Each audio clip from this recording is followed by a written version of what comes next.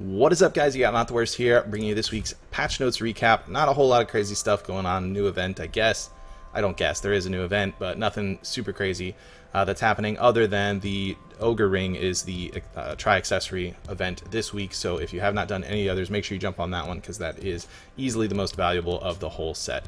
Moving into the new event that's going on, we got this Out of the Woods event. To sum it up, it's basically do some quests using little items that they give you, and at the end of it, you're going to get either a silver or golden spirit axe, and either one is the same. They are basically the equivalent of a +10 Trina demolition axe, so it could be useful in Node Wars. If you don't have one already, jump on that quest, get that done, and then you'll have one. Next event. Ongoing stuff, we still got the Glimmering Old Moon going, Blooming Blossoms, whatever thing, and that True or False thing. Honestly, personally, the True or False event has slowly just become a nuisance more than anything else to me, but whatever. Moving on from that, new content, Uncharted Sea.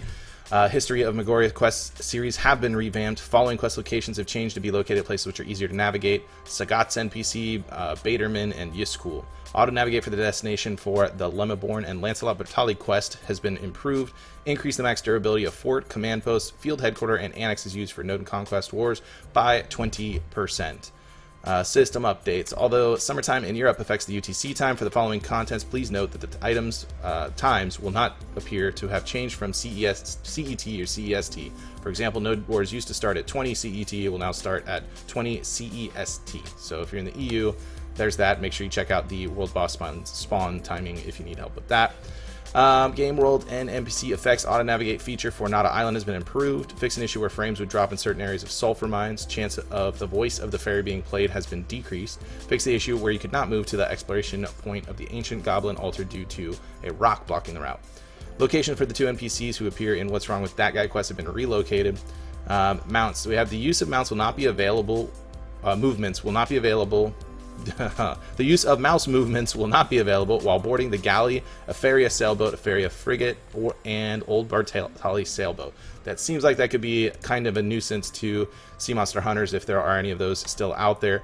From what I understand, if you use a controller, this is completely irrelevant. If you don't use a controller, the general consensus was use a controller. So there you go.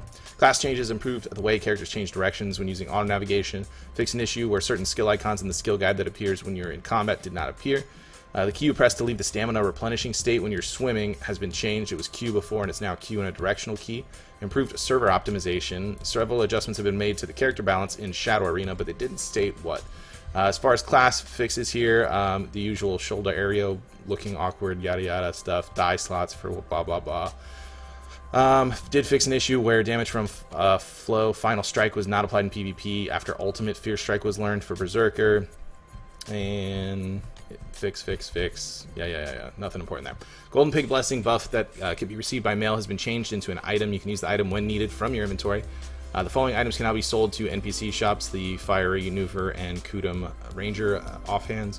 Revised certain descriptions of the Adventurer's Tome. Remove the shop prices in the description for the following items: Cronstone Bundle, Hard and Sharp Bundle, and the Blackstone Bundle.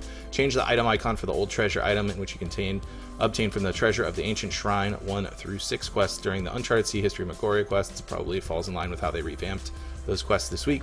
Improved descriptions about item processing to be more straightforward. Revised descriptions for certain items related to crops. And we'll check out the Pearl Shop in just a little bit. Monster changes. Red Nose from the Engulfed in Darkness quest has been improved to be more natural with his movements. When the boss monster disappears after being summoned through the dark portal after a certain period of time, a guide will now appear and explain that you can attempt the combat again by forfeiting the quest and then interacting with the dark portal again. Issue fixed with Ogre's Waistline. Apparently they took away his cookies, so he's not eating those anymore. Then they kind of go into depth with some of the quest changes, what exactly changed with History of Margoria. I'm not going to dive into it because if you want to do it, just go do it. There's that for you, or you can just check out the patch notes. Interface changes, add an icon displayed for new adventurers and returning adventurers. Front font for the sailing button has been changed. Black Spirit emoji window has been revamped. Blah, blah, blah, blah, blah. Issue fix, issue fish, added an icon which displays main quest and the quest button at the bottom. Like I said, there wasn't a whole lot of good stuff going on this week. One new event from there. Known issues, we are aware of an issue where the scroll bar will not scroll all the way down in the game settings in certain situations. This will be fixed in next week's maintenance. So there we go. Really not a lot of stuff. Not so much of a surprise because I imagine we're going to get most of these three-year anniversary events finished up here, the Ogre Rings last week here, and then after that it's going to be kind of a countdown until we get those new zones that the Korean servers just recently got. So I don't expect a whole lot of big changes since then, or until then, rather. Pearl Shop, what we got going on, we got a Spring and a Tannis package here. You get a classic set of your choice, Little Lamb, Blessing of Kamisil for 15 days, item scrolls, 15 of those, the Vibrant Peach Flower Draft, which I haven't seen since an event from last year, you get 15 of those, and a Merv's Palette, which is completely useless if you've ever had a value pack. Spring Buff Pack for 3,300 pearls, 20-day Kamisil Blessing, 20 days Book of Combat, you get 20 loot scrolls, also 20 of the Peach Drafts, 10 Energy Tonic, and 3 Elion's Blessing. Tannis outfits are back for spring. Currently only available for Warrior, Berserker, Musa, Ranger, Sorceress, Tamer, Valkyrie, and Maywas. If you don't play those, you're not getting them. This one kind of looks like, I don't know, a lot of outfits we've seen for males in general. It's just gold, and this one is showing off her boobs because it's a chick outfit, and that's what all of them in this game are there for. Furniture, it exists, so there's that if that's your deal, and that is it. Quickest patch notes because it wasn't a whole lot. Anyways, guys, that's it for this video. If you are new, be sure to like this video. If you're old, also like this video. But also, if you're new, be sure to subscribe to the channel. If you want to get updates when new stuff goes up, go over the patch notes every single week when they come out. We have guides that are coming out, 20-hour grind videos and breakdowns. We also do live streaming, some live enhancing. We have some drinks. We do some enhancing. We blow some stuff up every Saturday, 7 p.m. Eastern, 1 p.m. Eastern on Sundays. So if you want to check that out, the link to my Twitch page is in the description below. So you can head on over there, drop a follow so you get a notification when we do go live. But that is going to be it for this video. Everybody, thank you for watching, and I will see you next time.